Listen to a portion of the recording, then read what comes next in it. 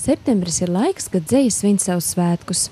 Dzejas dienas tradīcijas pirmsākumi ir meklējumi 1965. gadā par godu Raiņa 100-gadas svinībām. Ik gadu tie tiek rīkoti rudens 1. mēnesī, latviešu dzejas simbolu Raiņa dzimšanas un nāves mēnesī. Šī gada dzejas dienu moto ir "Dzeja nepadodies". Tam pievienojās arī Daugavpils novads un Raiņa bērnības māja Berķinelē. Tā ir vieta, kur ne tikai Raiņas bērnības gados, bet arī mūsdienu mākslinieki var atrast iedvesmu no skaistās Latgales dabas un sirsnīgajiem cilvēkiem. Raiņa bērnības māja dzejas diena šogad atzīmē 8. septembrī ar plašu programmu ikvienam interesantam.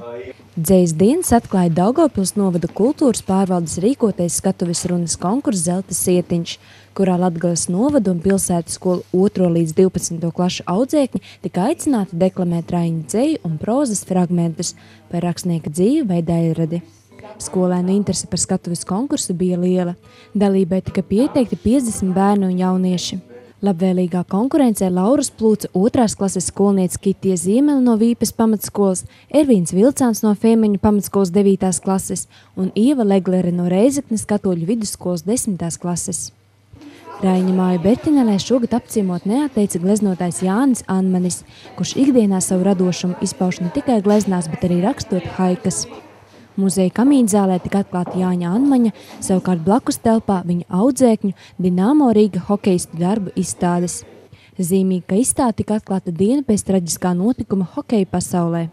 Jānis Anmanis, kad piedāvāja sākumā, domāju, varbūt, ka tas tā nederētu, jā, bet tā, kad likām tos darbus nesen, jā, tad tieši tas notika, tas traģiskais notikums un tiešām smagi, bet tie darbi taču ir burvīgi.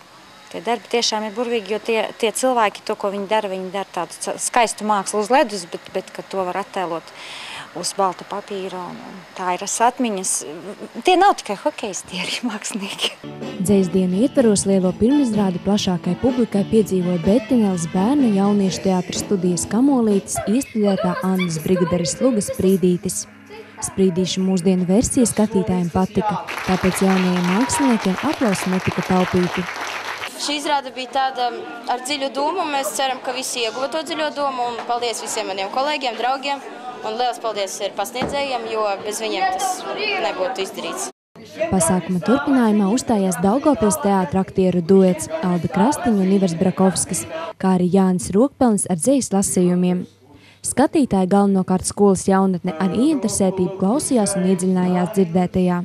Raiņa mājas Berķinelē direktora Inese Bērziņa uzskata, ka mīlestība pret dzeju ir ļoti individuāla, bet tās iepazīšana veicina skolas programma un ir tīpaši skolotāja pieeja.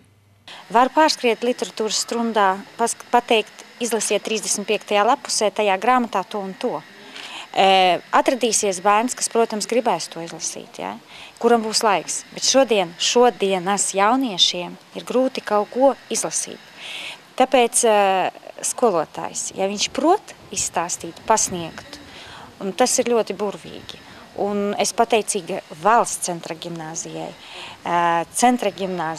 Viņi šodien atveduši bērnus, un cik viņi uzmanīgi skatās. Tā ir viņiem stunda.